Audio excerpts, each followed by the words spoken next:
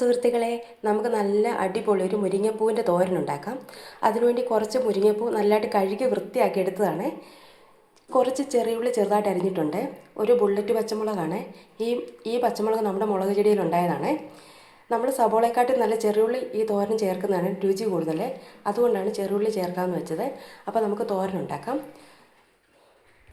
ഇതിനു വേണ്ടി ഒരു ചെറിയ ചീഞ്ചട്ടി ഇച്ചിരി വെളിച്ചെണ്ണ ഒഴിച്ച് ചൂടാക്കാൻ വെച്ചിട്ടുണ്ട്. ലേശം കടുക് പൊട്ടിക്കാം. അരിഞ്ഞ് വെച്ചേക്കുന്ന ചുമന്നുള്ളിയും പച്ചമുളക് ചേർത്തിട്ടുണ്ട്. ലേശം ഉപ്പ് പൊടി ചേർക്കാം. ലേശം മഞ്ഞൾപ്പൊടി ചേർക്കാം. നമുക്കിത് ഇളക്കി വെക്കാം. നല്ലതായിട്ട് ഇളക്കി യോജിപ്പിച്ചിട്ടുണ്ട്. ഇനി ഇത് അടച്ച് വെക്കാം.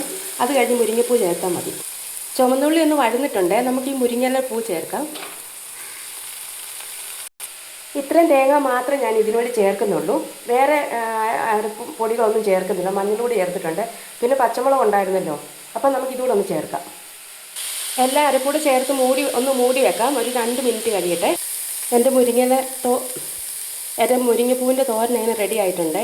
അപ്പോൾ നിങ്ങൾക്ക് എല്ലാവർക്കും എൻ്റെ വീഡിയോ ഇഷ്ടപ്പെട്ടിട്ടുണ്ടെങ്കിൽ എല്ലാവരും ഒന്ന് എൻ്റെ ചാനലിൽ സപ്പോർട്ട് ചെയ്യണം. താങ്ക്